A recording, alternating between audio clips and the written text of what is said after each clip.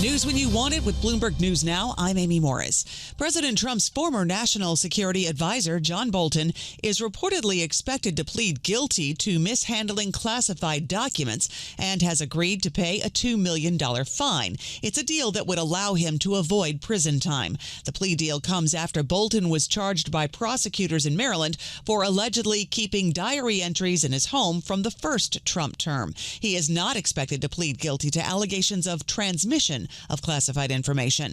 The hearing is scheduled for June 26th. The Supreme Court has reinforced the power of the Securities and Exchange Commission to recover illegal profits. The justices ruled unanimously the SEC does not have to show investor harm to win disgorgement from people and firms found to have violated federal securities laws. Disgorgement is distinct from civil penalties, which the agency can use as punishment if it can meet those legal requirements. Investor excitement is building around SpaceX's upcoming IPO. Elon Musk's space company is looking to raise a record $75 billion in its debut later this month.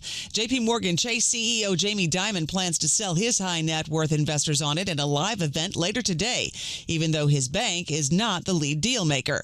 Sri Natarajan covers the banks for Bloomberg News. This is unlike any other IPO. You're not looking at a typical IPO roadshow where you're going to just the biggest institutional investors. The bankers are confident that they know that there will be demand, and that's the starting point. Bloomberg Sri Natarajan reporting. Broadcom shares plunged the most in 16 months after that company's forecast for sales of its AI chips disappointed investors. Broadcom shares now 15% lower. That underwhelming outlook is testing the AI trade, and that's showing up on Wall Street. Now, the Dow could hit another record high today, but chip makers are sinking. We do check the markets for you all day long here at Bloomberg. The S&P 500 is up 0.2%.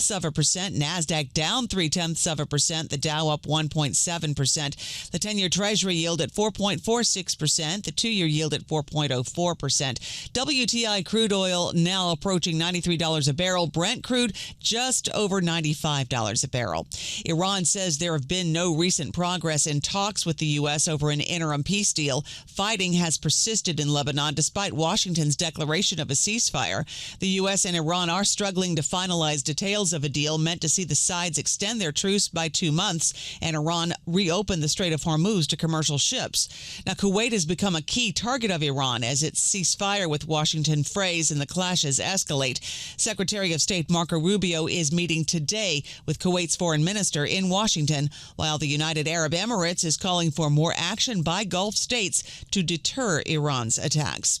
Treasury Secretary Scott Bessent is back on Capitol Hill to testify before the House Ways and Means Committee on the department's priorities. This just a day after he refused to say whether President Trump and his family would still get immunity from IRS audits after the administration abandoned plans for a nearly $1.8 billion compensation fund to benefit the president's allies. Bessent says he still can't talk about that. The Department of Treasury is following the direction of the Department of Justice. The government will not be moving forward with the fund. We intend to comply with that direction. This matter is still subject to ongoing litigation, so I'm unable to comment further on it. Bessent added that Trump's investments are fully managed by third-party managers who have sole authority on trades. We do expect to hear from President Trump later today about coal. Trump is preparing to use Cold War-era rules to support coal-fired electricity and coal exports. The planned funding marks the latest efforts by the president to revive fortunes for coal mined in the U.S., as well as electricity made from it. Opponents argue the U.S. should support emission-free alternatives.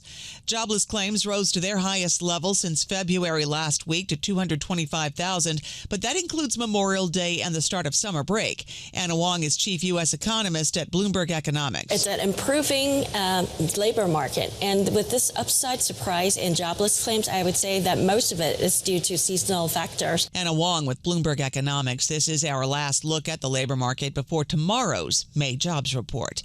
That's news when you want it with Bloomberg News Now. I'm Amy Morris.